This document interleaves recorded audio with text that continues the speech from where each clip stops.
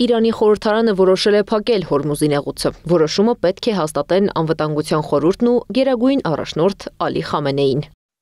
Իրանը պահում է բոլոր իր իրավունքները եւ կիրառում է դրանք այնքան ժամանակ, որքան անհրաժեշտ է։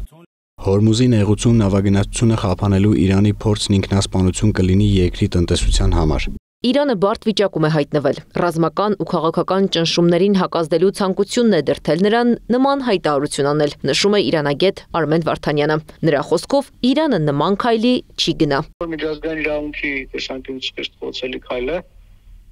Ես վստահ չեմ, որ Իրանը կգնա այդ քայլին։ Եթե գնա էլ հնարավոր է ԱՄՆ-ն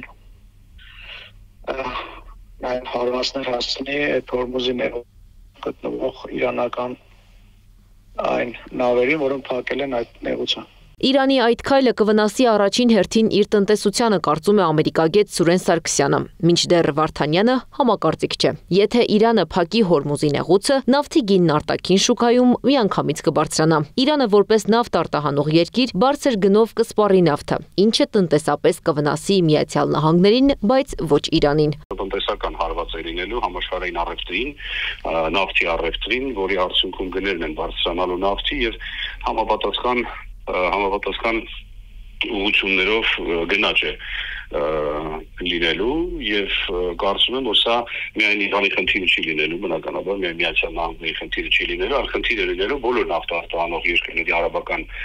երկրների համար։ 2018 թվականին Հորմուզի նեղուցով անցնում էր օրական 21 միլիոն բարել նավթ եւ նավթային հեղուկներ։ Ամեն բարելը կազմում է մոտ 159 լիտր, այսինքն օրական ընդհանուր ծավալը անցնում է 3 միլիարդ լիտրը, կամ ավելի քան 1300 օլիմպիական լողավազանի չափ հեղուկ։ Սա կազմում է ամբողջ աշխարհի օրական նավթային սպառման մոտ 21%-ը։ Աշխարհում ծովային ճանապարհով փոխադրվող ամբողջ նավթի մոտ 1/3-ն անցնում է հենց Հորմուզի նեղուցով։ Բացի այդ, նեղուցով անցնում է նաև աշխարհում վաճառվող բնական գազի 1/4-ը։ Հորմուզի նեղուցը իր ամենանեղ կետում ընդամենը 39 կիլոմետր լայնություն ունի։ Դրա պատճառով նավերը ստիպված են խստորեն պահպանել հաստատված նավագնացության ուղիները։ Հորմուզի աշխարհագրական դիրքն էլ է հետաքրքիր։ Հյուսիսային ափը Իրանին, հարավայինը Օմանին, իսկ մի քանի կղզիներով սահմանը յուրացնում է նաև Արաբական Միացյալ Էմիրությունները։ Եթե Իրան, Ամերիկայի Միացյալ Նահանգներ առճակատումը ընդլայնվի կամ տեղափոխվի Հորմուզի նեղուց, միջազգային տնտեսական ճգնաժամ է առաջանալու։ Deutsche Welle-ի հետ հարցազրույցում ահազանգ էր հնչեցրել էներգետիկ քաղաքականության պրոֆեսոր Կլաուդիա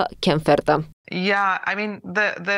Վատագույն սցենարների դեպքում, իհարկե, նավթի գինը կբարձրանա, բայց նաև գազի գները, ինչը տարբեր ուղղություններով լրջորեն վնաս կհասցնի տնտեսություններին։ Էներգիայից կախվածություն ունեցող ընկերությունները կվնասվեն, ինչպես նաև սովորական քաղաքացիները, հատկապես ավտոմեքենա ունեցողները։ Իհարկե, Ասիան նույնպես լուրջ կտուժի, եթե Հորմուզի նեղուցի գործունեությունը ինչ-որ կերպ խափանվի, կամ եթե առաջանան մատակարարման շղթայի խզումներ։ Դրանք հատկապես ծանր հետևանքներ կունենան էներգետիկ շուկայում, ինչպես նաև ընդհանուր առևտրում ու գլոբալ տնտեսության վրա։ Այս պահին նավթի գինը աճել է, բայց դեռ այնքան չէ, որ լուրջ հետևանքներ լինեն համաշխարհային տնտեսության համար։ Սակայն վտանգ կա, որ միաժամանակ հնարավոր է եւ գնաճ, եւ տնտեսական աճի կանգ, ինչը շատ վտանգավոր զարգացում է համաշխարհային տնտեսությունների համար։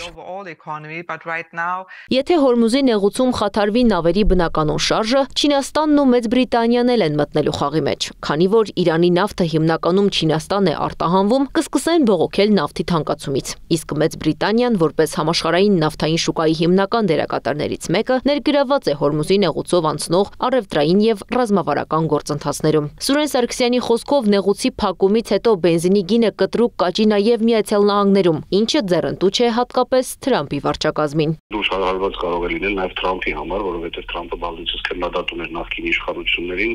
հենց բարձր բենզինի գների պատճառով, եւ հիմա փաստորեն ստացվում է մի իրավիճակ, երբ որ